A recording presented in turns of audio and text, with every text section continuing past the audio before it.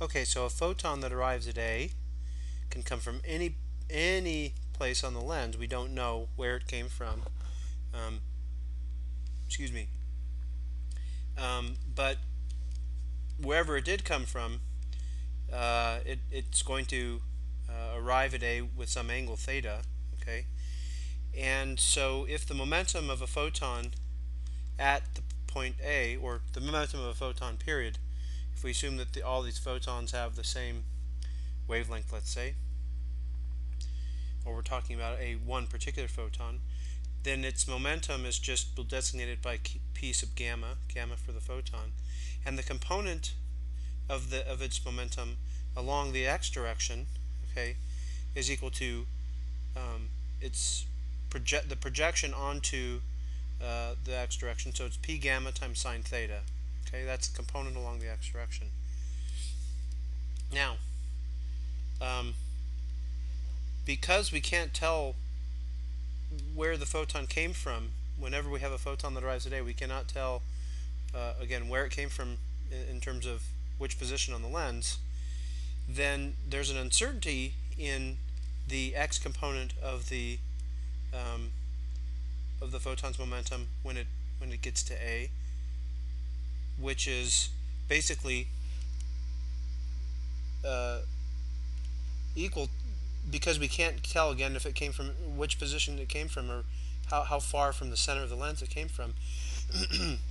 And so basically it can have any of these momenta, any of these projections. Okay, so the uncertainty is 2 times the maximum the maximum projection on the x-axis, which is 2 times p gamma sine theta max, where again theta max is related to the size of the lens and the d and the focal length L of the lens from the focus position. Okay. The 2 comes in because it can be, the photon could have come from, like in this projection, the left hand or the right hand side of the lens, and so we have to double, as we've defined theta and theta max from the center line here, we have to double it. Okay, and so just using the Heisenberg, no, not the Heisenberg, the de Broglie relation, we have that the momentum of a photon is just equal to h Planck's constant divided by lambda, and so we have that the uncertainty of the photon's momentum along the x-axis at the position A is equal to 2h over lambda sine theta max, where again theta max is defined here. So by the uncertainty principle, then, delta x, delta px should be on the order of h, and you may be confused why we're not putting h bar over 2 here. Well,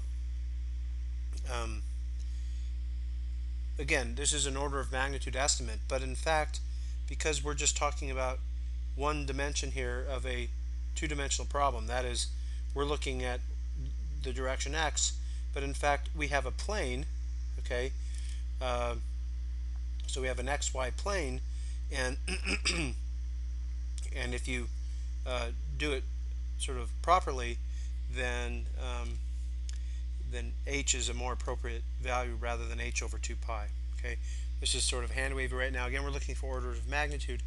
So in any case, delta x is approximately equal to h over delta px, and then if we basically plug in for delta px what we've written here, then eventually when you cancel the h's, you get lambda over 2 sine theta max, which is delta x. And if we realize that theta max can't be any greater than 90 degrees, okay, so theta max can only, if you had an infinitely large lens or that was infinitely close, so if d was really large or L was really small or some combination of those two, then theta max would approach 90 degrees, which means sine theta max would approach 1, and so the minimum value that this can have is lambda over 2. Okay, any theta which is smaller than theta max will have a value that's greater than lambda over 2. And so we see that the uncertainty in x, that is the uncertainty in the position of the photon at the position at point A, is actually half the wavelength.